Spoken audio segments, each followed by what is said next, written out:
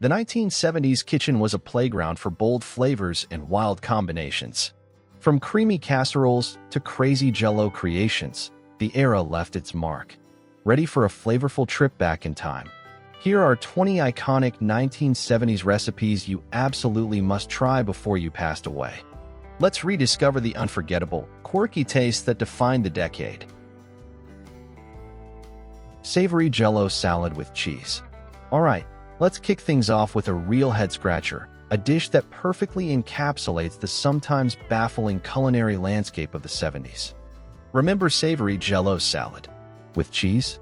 Yes, you heard that right. Picture this: vibrant green or yellow lemon or lime gelatin, suspended within it like abstract art, chunks of shredded sharp cheddar, crisp bits of chopped celery, and those ubiquitous salty canned olives. It was this wobbly, jiggly creation, simultaneously salty, a little sweet, tangy, and strangely creamy from the cheese. Believe me, back then, this wasn't presented ironically. It was serious potluck fare, a proud, often molded centerpiece gleaming under the fluorescent lights at church suppers and holiday buffets. The 70s embraced savory gelatin with fervent convenience. Boxed Jell-O, pre-shredded cheese in plastic bags, and canned goods made these wild experiments accessible to everyone. You just stirred the unlikely partners together, poured it into a mold or a glass dish, chilled it until firm, and bam! Instant, if baffling, elegance served on a lettuce leaf. We might chuckle or raise an eyebrow now, wondering about the flavor combination, but back then, that jiggly block, with its surprising textures and technicolor look, was pure, unadulterated kitchen innovation. Chicken in a biscuit casserole. Now here's a dish that felt like a warm blanket on a chilly evening, the quintessential comfort food casserole. Chicken in a biscuit bake. Just the thought of the smell of this baking savory chicken, creamy soup, buttery biscuits browning takes you right back, doesn't it?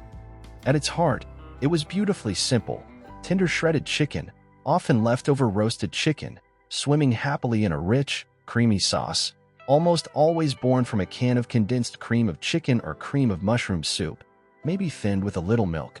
The crowning glory, of course, was that golden, flaky topping made from refrigerator biscuits. In the 70s, convenience was king. With more parents working and families juggling busy schedules, pantry staples like canned soups and refrigerated doughs were absolute lifesavers. Toss it all in one baking dish, minimal fuss, pop it into the nearly universal electric oven, and dinner was reliably served. It wasn't fancy French cuisine, but it hit all the right notes: savory, soft, with that delightful textural contrast between the creamy filling and the slightly crisp biscuit top. It was deeply satisfying and reliably kid-approved. Folks might update it now, but that original, can-based version? Pure nostalgic gold when you need a dose of cozy reassurance on a plate. Hamburger potato bake. If one casserole could define a 70s weeknight across America, battling inflation and feeding hungry kids, it might just be the hamburger potato bake. Talk about stretching a pound of ground beef. This wasn't just food. It was the reliable, stick-to-your-ribs heart of countless family dinners. You took some brown ground beef, layered it in a baking dish with thinly sliced raw potatoes, and bound it all together with that indispensable kitchen miracle worker, a can of condensed cream of mushroom soup. The glue holding so many 70s casseroles together. Casseroles were already a beloved American tradition, perfect for feeding families economically, but the 70s truly perfected the art thanks to the explosion of convenience foods. Suddenly, combining canned soup and maybe some pre-shredded cheese on top meant a satisfying meal without hours chained to the stove. This dish was especially huge in heartland towns and growing suburbs, affordable, filling, and wonderfully easy to customize. Some families added sautéed onions or garlic. Others sprinkled generously with cheddar or American cheese for a gooey finish. Even thinking about its simple, savory aroma now feels like home, doesn't it? Pure, unadulterated comfort. Stuffed deviled chops. Feeling the need to put something a little more impressive on the dinner table, maybe for Sunday dinner or when company came over, but without splurging on steak? Stuffed deviled chops were often the answer back in the 70s. These were usually substantial, thick-cut loin or center-cut chops, carefully sliced horizontally to create a pocket, ready to be packed with a bold, zesty filling. That intriguing deviled part signaled a flavor punch, typically a mixture of breadcrumbs, sharp yellow mustard or tangy Dijon, melted butter or margarine, and spices like paprika, salt, and pepper. It elevated a humble, everyday cut of meat into something that felt decidedly more special and flavorful, adding moisture and interest. Applying this zesty concept to hearty, oven-baked pork chops felt like a natural fit for a decade obsessed with both casseroles and anything stuffed, from bell peppers to mushrooms. Modern kitchens might use whole wheat breadcrumbs, add finely chopped apple or sage to the stuffing, or opt for leaner cuts. But that fundamental savory, slightly tangy goodness baked into a juicy chop? Still a winner, reminding us why it was a dinnertime favorite worth remembering. Watergate Cake. While the actual Watergate scandal dominated headlines, American kitchens were buzzing about something else entirely. Watergate Cake. What a name to give a dessert, right? It certainly got people talking. This dessert was typically a light, moist cake, often sporting a distinctive pistachio green hue, generously studded with chopped pecans. It featured layers or swirls of creamy pistachio pudding and was lavishly frosted with fluffy, sweet whipped topping, usually Cool Whip straight from the tub. How did it get that notorious name? The origin stories are hazy and debated. Some claim it was a playful nod to the political cover-up, referencing the layers. Others think it was just clever marketing. Whatever the truth, the catchy name stuck, and the cake's popularity soared. It became a staple at church suppers and family reunions, perfectly embodying the 70s love affair with convenient, easy-to-assemble desserts using boxed cake mixes, instant pudding, and non-dairy whipped topping. No advanced baking skills required, just open, mix, layer, and chill. Today, you might find from-scratch versions using real pistachios, but the playful spirit, the slightly mysterious name, and the nostalgic charm of that original creation remain a sweet slice of 70s history. Which one brought back the strongest memories for you? Or perhaps, which recipe surprised, or maybe even baffled, you the most? Share your thoughts in the comments below. Crown Jewel Dessert. If you wanted a dessert guaranteed to elicit gas savou, and at a 70s party or holiday gathering, the Crown Jewel dessert, also aptly known as broken glass cake, was your absolute go-to showstopper.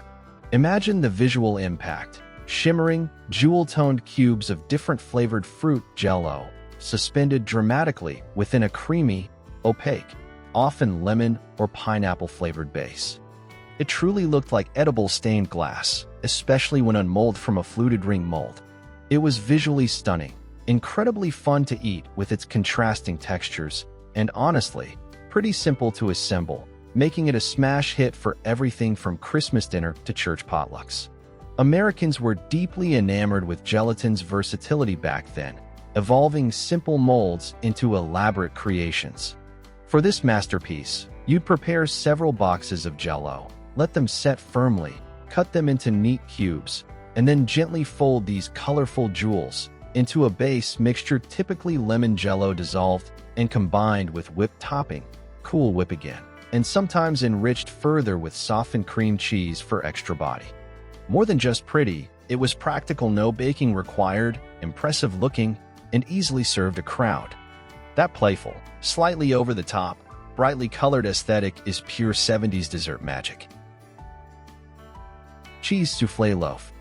Feeling a bit continental and wanting to bring a touch of French elegance to the dinner table, but terrified by the notorious reputation of the temperamental classic soufflé? The ever-resourceful 1970s kitchen had a brilliant solution: the cheese soufflé loaf. This clever invention delivered much of the light, airy, cheesy goodness of a traditional soufflé, but ingeniously baked it into a sturdy, sliceable loaf form using a standard loaf pan. You got the impressive presentation and delicate texture without the nail-biting anxiety of it collapsing.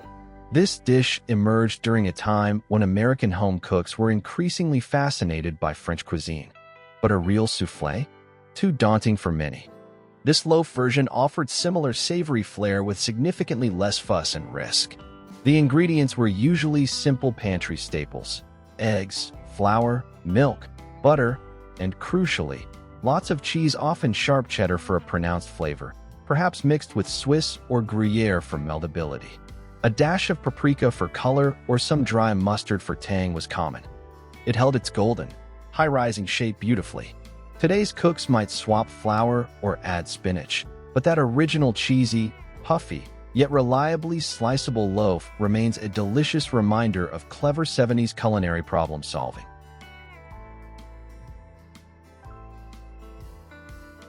Spanish cream custard. Here's a smooth, elegant operator from the lighter side of the 70s dessert repertoire: Spanish cream custard. This delightful treat felt wonderfully indulgent on the tongue, light, cool, and silky, yet its preparation was surprisingly straightforward, making it a favorite among home cooks looking for an impressive finish without a lot of effort. The magic typically involved eggs, milk, sugar, vanilla extract, and a key stabilizing ingredient: unflavored gelatin. The gelatin allowed the custard to set beautifully into a delicate mold, or simply in dessert dishes, without requiring any baking, a big plus for busy cooks or hot weather.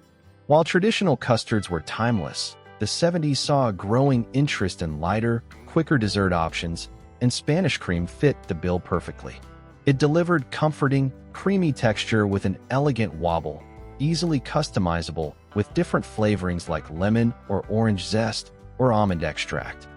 Despite its somewhat exotic-sounding name, its popularity spread mainly through everyday American cookbooks and community recipe collections, often served simply chilled, perhaps with a dollop of fruit sauce or fresh berries. Simple, refined, and refreshingly easy, a true 70s dessert gem. Hawaiian meatloaf. Meatloaf, arguably the quintessential American comfort food, a familiar, filling, and frequent star of the weeknight dinner rotation. But the 1970s, deeply influenced by the lingering craze for tiki culture and a fascination with all things Polynesian, decided to give this reliable classic a sunny, flavorful makeover. Enter Hawaiian meatloaf. Imagine that rich, savory bite of traditional meatloaf: ground beef, breadcrumbs, egg, onion, but now unexpectedly brightened with the sweet, tangy burst of crushed pineapple mixed right into the meat mixture itself. Often, it was crowned with a zesty glaze made from ketchup or tomato sauce, brown sugar, and maybe more pineapple juice, brushed on during baking. It transformed the ordinary into a mini culinary vacation.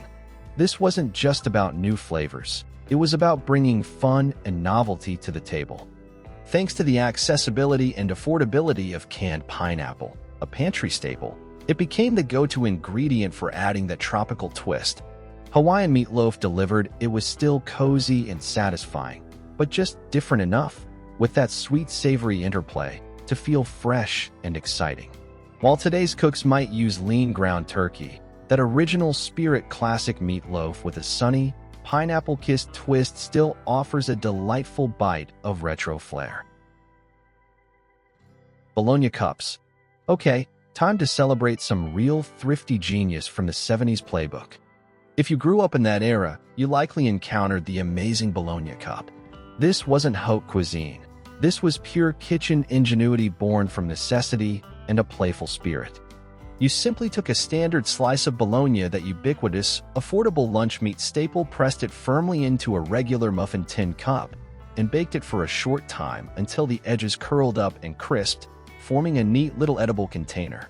Then, the filling possibilities were delightfully varied. Fill M with mashed potatoes, a classic, or just about any creamy leftover. Bologna itself had been a budget-friendly protein source for decades. Frying slices was common, but shaping it into functional cups using the heat of the oven and a muffin tin? That was taking humble lunch meat to a creative new level, giving it texture, form, and flair. These cups were incredibly versatile, perfect for kid-friendly meals or transformed into quirky party appetizers. That salty, crispy bologna edge combined with a creamy filling was strangely, satisfyingly addictive. Have you ever tried any of these 1970s classics? Which one is your all-time favorite? Or which are you most curious to taste now? Let us know. And if you enjoyed this flavorful trip down memory lane, don't forget to hit that subscribe button to support GoldDaysUSA and catch more amazing retro content. Tomato soup cake. Now, hold on to your hats for a culinary curveball that sounds like a prank but was, in fact, a surprisingly beloved piece of American baking history. Tomato soup cake. Yes, you absolutely read that correctly. While the name might conjure bizarre images, this moist, richly spiced cake was a testament to home-cook resourcefulness, with roots stretching back to the lean times of the Great Depression when fresh ingredients were scarce. It proved just how clever bakers could be when needing to stretch pantry staples. The secret weapon? A can of condensed tomato soup. But here's the crucial part: it didn't make the cake taste like pasta sauce.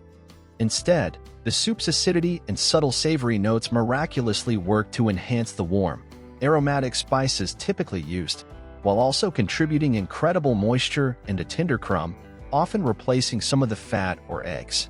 The result was far more akin to a rich spice cake than anything soupy. By the 70s, it was a well-established, if delightfully quirky, classic, frequently appearing in church cookbooks and served sliced at potlucks, often slathered with a tangy cream cheese frosting or studded with raisins and walnuts for extra flavor. It remains a nostalgic treat that often surprises new generations with just how delicious weird can be. Salmon mousse mold. In the entertaining landscape of the 1970s, presentation often reigned supreme, and nothing quite screamed fancy luncheon or sophisticated appetizer like a dramatically unmolded salmon mousse mold. This wasn't just food, it was practically edible decor designed to impress. Imagine a smooth, pastel pink concoction, typically crafted from canned salmon, softened cream cheese for richness, perhaps some finely minced onion or celery, lemon juice for brightness, all bound together firmly with unflavored gelatin. The crucial element was chilling it in an ornate mold, often shaped, quite literally, like a fish or perhaps a decorative ring mold, until completely set, then carefully unmolding it onto a platter lined with crisp lettuce leaves for maximum visual impact.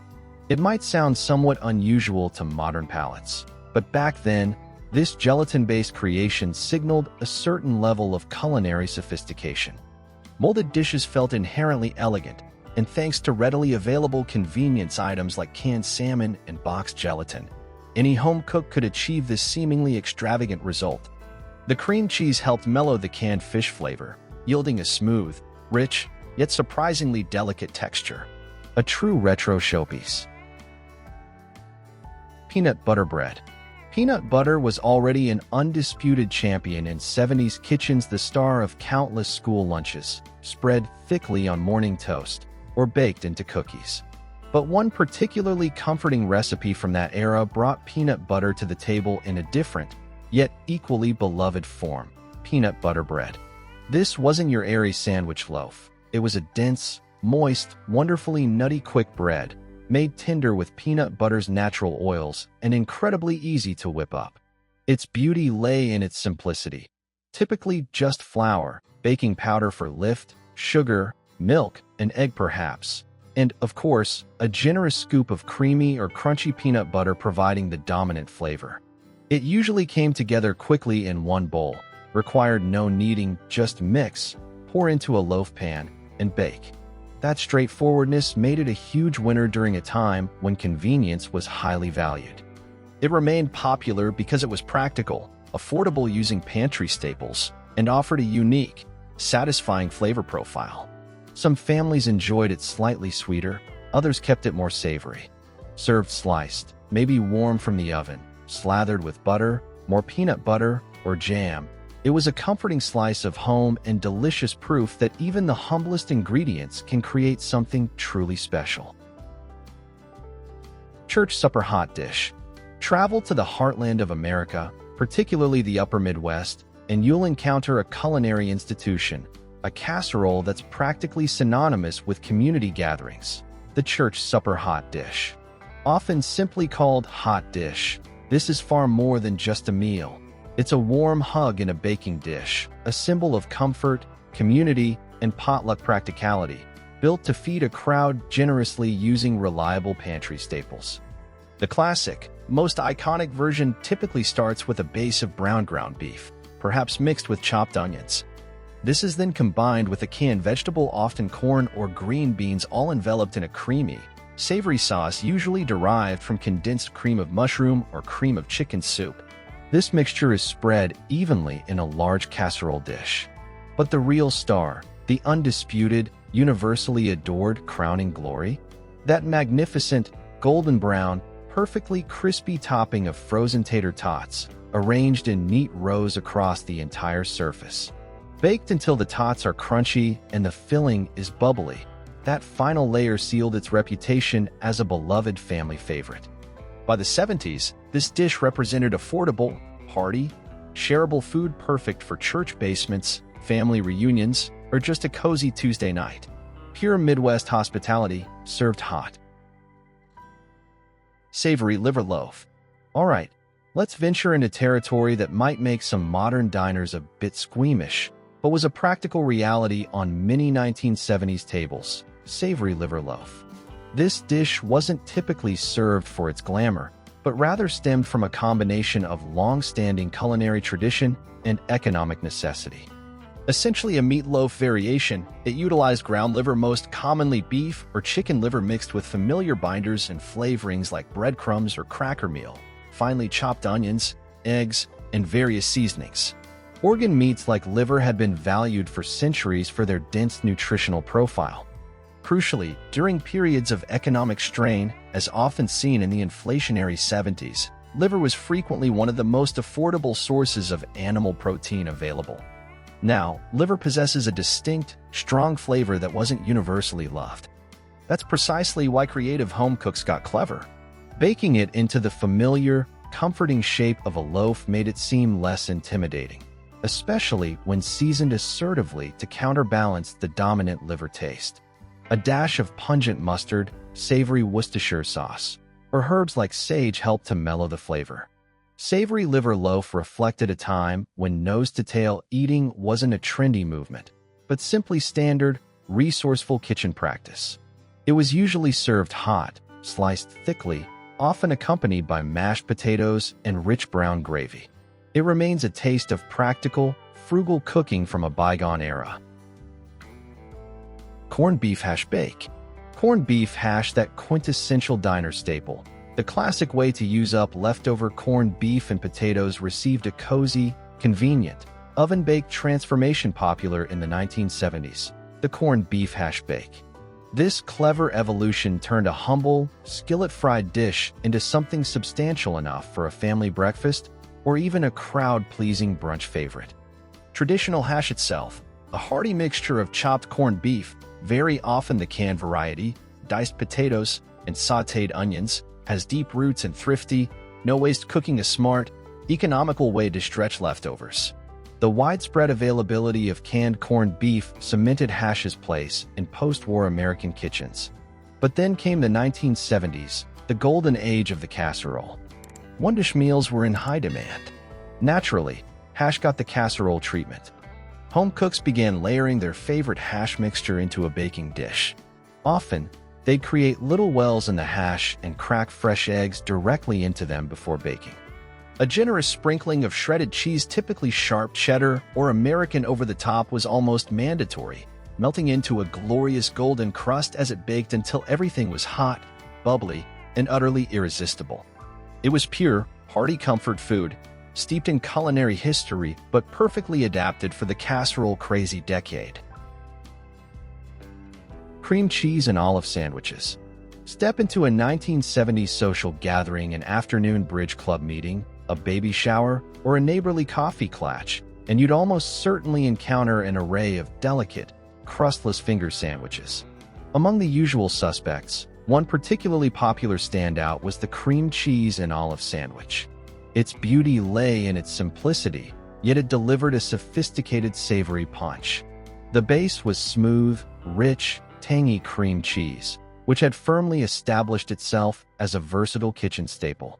This creamy base was then blended with finely chopped green olives, usually those sharp, salty, pimento-stuffed manzanilla olives. This pairing gave the spread a delightful salty, briny kick that cut through the richness of the cream cheese. Served traditionally on soft white bread, with the crusts meticulously trimmed, naturally, or sometimes on thin slices of rye, the sandwiches were typically cut into neat little triangles or fingers. They looked dainty and refined, but packed a surprisingly bold flavor. Creative home cooks often added their own touches, perhaps some chopped pecans for textural crunch. Even today, these simple yet satisfying sandwiches evoke a certain retro charm, a reminder of a time when straightforward, flavorful spreads ruled the entertaining table. Chilled fruit soup. On a sweltering 1970s summer afternoon, or perhaps served as a light, elegant first course or dessert, when families and hosts were searching for something cool, refreshing, and a little out of the ordinary, chilled fruit soup stepped gracefully onto the scene. This wasn't a savory soup, but rather a sweet, vibrant, uncooked blend offering a delightful escape from heavy meals. Imagine a smooth, beautifully colored puree of fresh, ripe seasonal fruit, blended until silky, often combined with creamy yogurt or tangy buttermilk for body and a pleasant tartness. A touch of sweetness from honey or sugar balanced the flavors. This no-bake treat was easy on the palate and fit perfectly into the era's growing awareness of health-conscious eating. While cold fruit soups had long traditions elsewhere, Americans truly began to embrace them more widely during the 70s. The increasing prevalence of countertop blenders made preparation practically effortless. Just toss in the ingredients and blend until smooth. Served well chilled in pretty glass bowls or cups, perhaps garnished with a fresh mint sprig, it felt both elegant and refreshingly simple, a cool, sophisticated nod to a decade seeking freshness. 7-Up salad. And finally, no exploration of iconic, sometimes wonderfully weird, 1970s food would be complete without acknowledging the legend that is the 7-Up salad. Another star player from the Jell-O salad universe. This one was unabashedly sweet, vibrantly colored, and often served as a salad course or a light dessert. Typically, lime green Jell-O formed the wobbly base, but instead of just water, part of the liquid used to dissolve the gelatin was replaced with bubbly, lemon-lime flavored 7-Up soda. Mixed into this fizzy base were ingredients like crushed pineapple, drained naturally, fluffy miniature marshmallows, and occasionally even softened cream cheese blended in for a richer texture. The result was a bright green, citrusy, jiggly creation that joyfully blurred the lines between salad and dessert. Gelatin salads, in general, were wildly popular throughout the mid-century and into the 70s, seen as a versatile canvas for creative combinations. The soda in the 7-Up salad didn't just contribute flavor, its carbonation was believed to give the finished salad a lighter, fluffier texture. It was undeniably playful, visually striking with its suspended marshmallows and fruit, and required zero oven time, a definite plus. Often set in a decorative ring mold, it was the epitome of fun, slightly kitschy, but genuinely enjoyed 70s entertaining. A sweet, fizzy, and unforgettable trip down memory lane. Sweet potato pineapple pudding. In the grand tapestry of 1970s side dishes, especially around the holidays, few dishes walk the delicious line between savory accompaniment and sweet dessert quite as effectively as sweet potato pineapple pudding or casserole. This warm, comforting, oven-baked creation was a shining star on many festive tables, bringing together earthy, creamy mashed sweet potatoes with the bright, juicy tang of pineapple chunks, all enriched with brown sugar, melted butter, and often warm spices like cinnamon. The result was a flavor combination that was simultaneously down-home comforting and excitingly tropical. Sweet potatoes, of course, had deep roots in American cuisine. But by the mid-20th century, canned pineapple, made affordable and widely accessible, started making its way into everything, including this beloved sweet potato dish. The pineapple's bright acidity provided a perfect counterpoint, cutting through the natural richness of the potatoes, while brown sugar and butter melded everything into a sweet, almost caramelized harmony during baking. often topped with pecans or the classic marshmallow topping for extra texture and indulgence. This pudding frequently found its place right next to the holiday ham or roast turkey, happily serving as both a vegetable side and a pre-dessert treat. The original heartwarming essence of that sweet potato and pineapple marriage remains a nostalgic favorite. Which of these retro dishes brought back memories or surprised you the most? Let us know in the comments. If you enjoyed this trip back to the 70s, check out the rest of the series and don't forget to like, subscribe, and share Gold Days USA with a fellow food lover. Thanks for watching, and see you next time.